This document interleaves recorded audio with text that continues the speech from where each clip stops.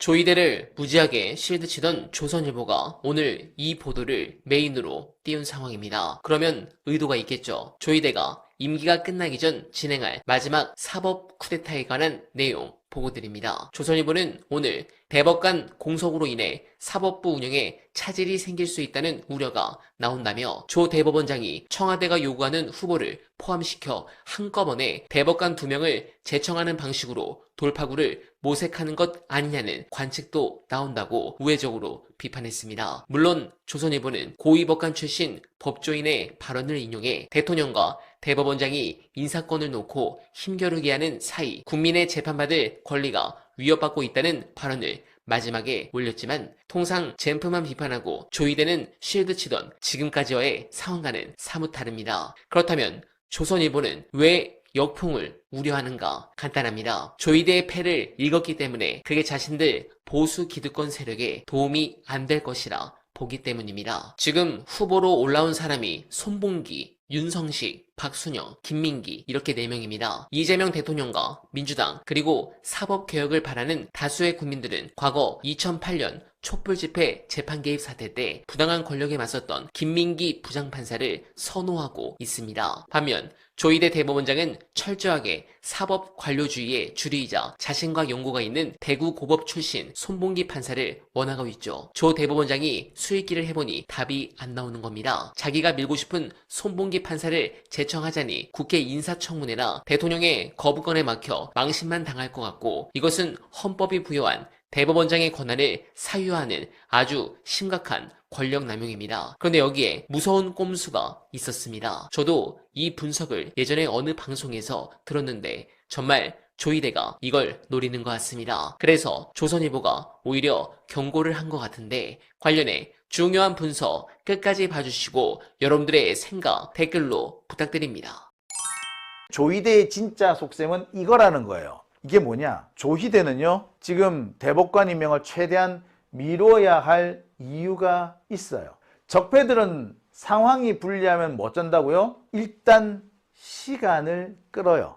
적폐는 자신들이 유리한 상황이 될 때까지 시간을 끕니다. 조이대는요, 지금 상황이 자기한테 그렇게 유리한 상황이 아니라는 걸 알죠. 대법관을 임명해봤자 자기 입맛대로 임명할 수 없다는 걸 알아. 그래서 시간을 끄는 거야. 그런데 뭐 시간 끈다고 해서 지한테 유리한 세상이 오나? 지는 임기가 얼마 남았고 이재명 대통령의 임기는 앞으로 많이 남았어. 근데 왜 시간을 끌려고 그래요? 조이대는요, 8월까지는 늦어도 8월까지는 재판을 대법관 임명을 미뤄야 됩니다. 최근에 윤석열 체포방해 사건 항소심이 끝났죠. 징역 7년이 나왔습니다. 이 체포방해 사건에서 중요한 것은 양형 7년보다 중요한 게 있습니다. 판결문 내용을 보면 윤석열의 12.3 계엄이 내란이라고 판단을 딱 내려버립니다. 그리고 계엄 선포도 그것이 절차상 하자가 있다면 그리고 요건에 중대한 결함이 있다면 사법심사의 대상이 된다는 걸 분명히 해요. 윤석열은 이걸 가지고 물어뜯었잖아. 계엄이 왜 내란이냐. 그리고 계엄 이거 선포할 건지 말 건지는 대통령 마음이다. 이렇게 어거지를 썼거든요. 그런데 아니 계엄 그거 당연히 사법심사의 대상이 되며 그리고 네가 저지른 12.3 계엄은 그거 내란이야. 자, 요거까지 딱 그냥 몹을 박아버려요. 그리고 징역 7년을 때리는 겁니다. 그리고 진짜 중요한 것은 이 공수처 수사권입니다. 윤석열이는 공수처에 내란 수사권이 없다라고 주장을 해왔어요. 근데 이와 관련해서 체포방해 사건에 윤성식 판사는 다 합법이야 라고 판단을 내려줘 버려요. 윤석열로서는 더 이상 뻗댈 수가 없게 됐고요. 게임 끝나버렸어. 자, 그리고 이제 대법원에 넘어가게 되죠. 지금 대법원에 이미 상고가 되어 있습니다. 대법원 상고가 되어 있는데 이 대법원 상고는 석 달 안에 해야 됩니다. 항소심이 선고된 날로부터 석 달 이내에 끝내야 돼. 지난번에 4월 28일인가? 그날 선고가 됐죠. 그러니까 그날로부터 석 개월이 3개월이니까 7월 28일까지 대법원 상고심을 끝내줘야 돼. 이거 뭐다? 조희대 지가 해야 된다는 거야. 자, 그리고 여기 중요한 대목이 하나 더 있습니다. 내란 우두머리 사건이죠. 이 내란 우두머리 사건, 이게 내란 본류 재판인데 이 내란 본류 재판은 이제 시작할 예정이죠. 지금까지 재판을 2달을 끌었어요. 조이대 때문에 질질 끌었던 거야. 조이대는요, 요 사건, 내란 우두머리 사건, 요거는 최대한 끌 겁니다. 선고를 하지 말라고 최대한 질질 끌 거예요. 그리고 대법원에 상고가 되어 있는 체포방해 사건, 요 사건을 뒤집어 버릴 거야. 그러면 내란 우두머리 사건을 맡은 내란 전담 12-1 이 재판부는 지금 상황이라면 윤성식 판사가 내린 이 판결을 그대로 받아들여서 그냥 윤석열한테 무기징역 혹은 사형을 선고할 수밖에 없습니다. 그런데 만약에 그 12-1 재판부, 내란 전담 12부가 재판 안 하고 가만히 눌러앉아 있고 체포방해 사건이 대법원에 올라가 가지고 만약에 항소심 결과를 뒤집어 버린다. 재판 결과를 뒤집어 버린다. 조의대결 뒤집어 버린다. 그럼 어찌 돼? 이 재판부는 대법원 판결을 따라가 버리면 되는 거야. 그래서 이 재판의 시간을 끌고 이 재판은 빨리 대법원에서 갖고 와야 되는 거야. 그런데 이 재판을 하려고 보니까 문제가 있지. 이재명 대통령이 임명한 대법관이 떡하니 있다고 쳐봐.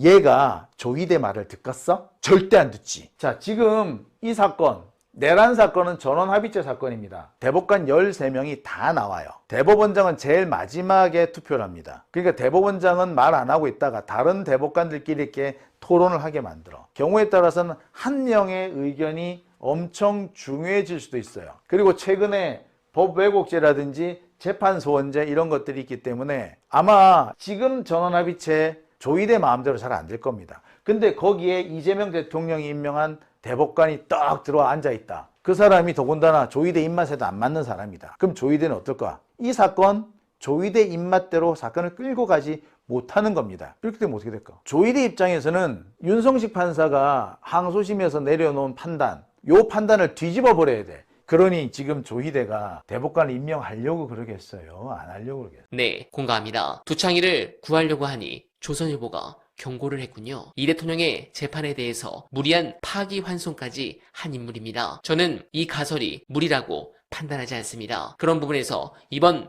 대법관 인사는 그냥 자리가 하나 비어서 채워넣는 실무적인 절차가 아닙니다. 이재명 정부 출범 이후 국민의 선택으로 시대의 패러다임이 바뀐 뒤에 처음으로 이루어지는 사법부 최고위직 인사입니다. 청와대, 아니 이재명 정부 입장에서는 새 정부가 들어서고 시대 정신이 바뀐 만큼 그동안 보수적이고 관료화되어 있던 대법원의 구성에도 건강한 변화의 바람이 불기를 원하는 게 너무나 당연합니다. 주권자인 국민이 선거를 통해 새로운 국정 철학을 선택했다면 사법부 역시 그 민주적 정당성의 흐름을 어느 정도 호흡을 맞춰 따라가는 것이 민주공화국의 상식입니다. 임명권자는 명백히 대통령입니다. 그런 부분에서 지선이 끝나는 즉시 원구성 전에 조희대 탄핵 소추를 바로 올려 표결을 해야 한다고 생각합니다. 여러분들은 어떻게 생각하십니까? 공감하셨다면 소중한 어나바 후원 부탁드립니다. 댓글에 고정된 내용을 통해 많은 사랑 부탁드리며 어나바는 오늘도 최선을 다하겠습니다. 여러분 고맙습니다.